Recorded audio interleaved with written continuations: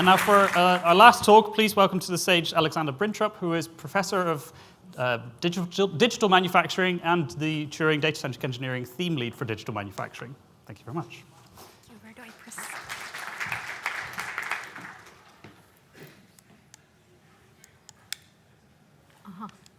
Okay, sorry, just a moment. Okay. Hi, everyone, and thank you very much for coming to this lightning talk. So I lead a lab at Cambridge called the Supply Chain AI Lab, and we focus on developing AI technology and new data science techniques to understand complex supply networks. And I want to explain some of the work that we do within this area today. First off, what are supply chains? So, well, they are partly emergent, partly designed constructs. So everything that you see around you today has been procured from somewhere to be with you here today.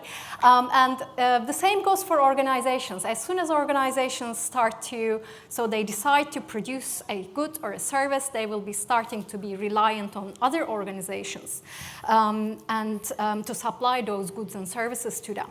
And those suppliers might do the same, and those suppliers of the suppliers might do the same.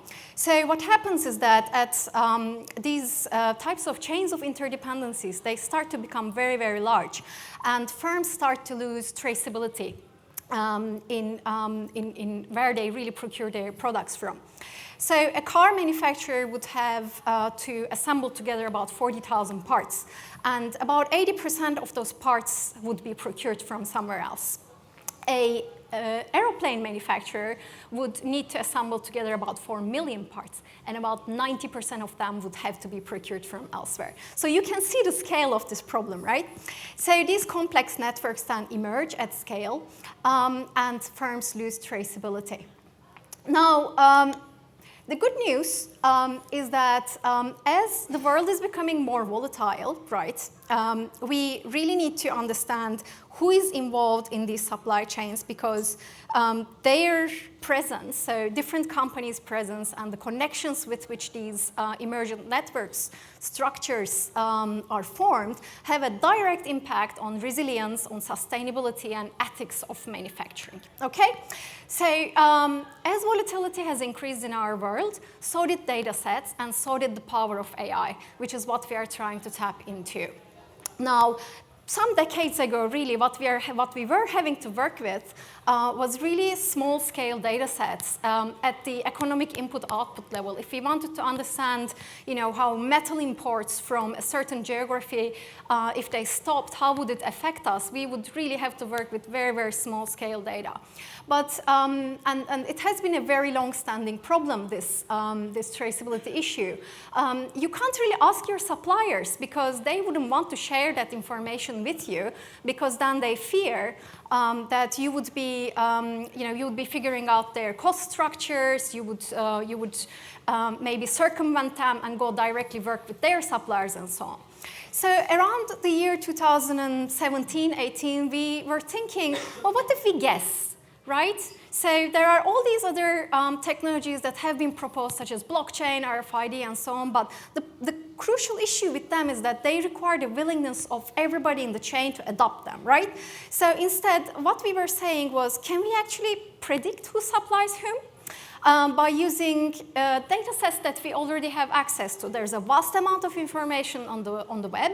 So we started off, and this is pre-LLMs, we started off trying to teach classifiers to recognize supplier to buyer relationships on the web, or what kinds of products and what kinds of bills of materials products were structured with, and so on. And it turned out that that actually was a good idea, because we did manage to accurately predict who might be supplying to whom. And might is actually the keyword there, because we are still working on it, and looking at continuously changing dynamic information is quite tricky. Other researchers have been looking at other types of approaches, right? So there is a group of researchers in Vienna, for example. They were using phone conversations and to try and predict supplier-buyer relationships. And it turns out that if you are on average speaking to another firm about 9 minutes a week, it means that that's your supplier and things are going well. If things aren't going well, then that conversation time really shoots up pretty quickly. Other researchers look at VAT data sets and even bank transactions. So we really are at a stage where these types of data sets are starting to really impact our understanding of supply chains. So what have we learned so far? Okay, it is a pretty small world. So the 6 degrees of separation phenomena that in social networks is about 3 to 4 degrees in supply chains. So that tells me immediately, or rather tells policymakers, how wide and how deep you should look if you wanted to identify malicious actors, such as supply chain slavery or supply chain fraudsters in your network, okay? Other things that we have learned are that they have heavy-tailed distributions. What that terminology means is that it's a hub and spoke network. And the hubs, they can grow very large. They have lots of connections. And they also share an interesting property called nestedness, which also comes from ecological networks. Of plants and pollinators, where in the supply network, how we interpret that is that companies that produce lots of goods, they tend to produce also what's unique on the network. And if they fail, if those hubs fail, what happens is that those disruptions are going to very quickly start cascading. Most of the network is periphery, so random disruptions we are pretty robust against, but hub disruptions, then we will start really starting to feel the pain very, very quickly. Okay, so what can I do as a company who is embedded in this network, okay? So that was a really bird's eye view, and that helps with macroeconomic policies. It helps with understanding how disruptions might cascade and how malicious actors might be found and so on. And as a company that's embedded in this network, I can perhaps use all that knowledge to predict who is in my network, okay? And other things I can do that are quite promising is repurposing my existing data, for example, using ERP data sets to predict perhaps delays. So using historical delay data to understand what sorts of delays might emerge in my network. A promising technology, I mentioned the data sharing problem in supply chains earlier. One of the very promising technologies that I think many data scientists are currently working on is federated learning. So here what we have is we are asking, all right, so maybe I can't share my data with along the chain with my buyers or my suppliers, but what if I create common risk models? So in supply chains, you have the phenomena that many times buyers share the same suppliers and suppliers share the same buyers. So what we can do perhaps is to create common models where I'm asking the model, right, how likely is a delay to occur if I'm ordering this product from this supplier or that certain geography.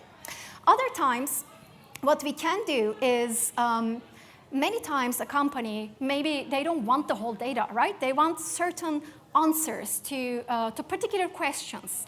So can I now stitch perhaps my knowledge together using technologies such as knowledge graphs and route queries on these knowledge networks and get aggregate answers. So instead of asking my supplier, who do you buy from, which is confidential, maybe I can ask my supply chain, how exposed am I to certain critical mineral imports from a certain country, right? So, and then one of the interesting things about this is that can I ask this in a privacy-preserving mechanism? Can I perhaps even monetize the answers or the answers that I'm giving to the network? So lots of interesting emergent opportunities here. Another interesting area which I think supply chain researchers should be paying attention to is large-scale optimization. So optimization at scale is is taking huge swathes of advancement, particularly with reinforcement learning and mixed motive games, so which supply chains are riddled with. So just to illustrate to this particular example, in the UK we have, on average, our trucks are utilized about 60%. So that means 40% of the time trucks are traveling empty. Now, that's a huge amount of carbon on the road that we don't need.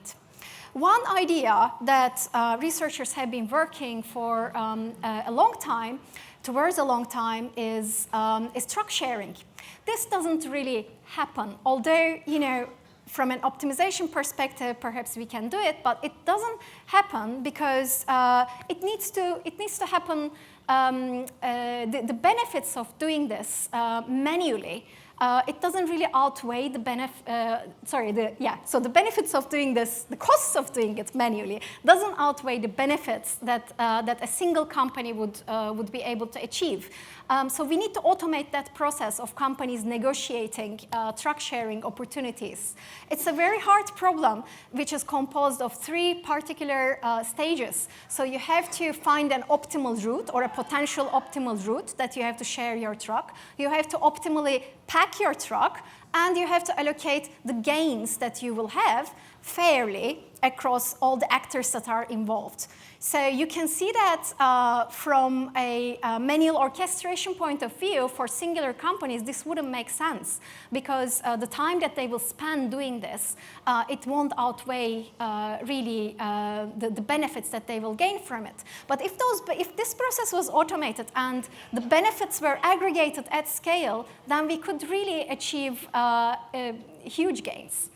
So yeah, so I guess the overall kind of picture that I want to present to you today is that there are many interesting opportunities that are starting to impact supply chains through AI and data science. We are still not there, okay? So for industry to really adopt some of these technologies, what we need is a call to action from the AI community and the data science community. Supply chain management really has to become an interdisciplinary field.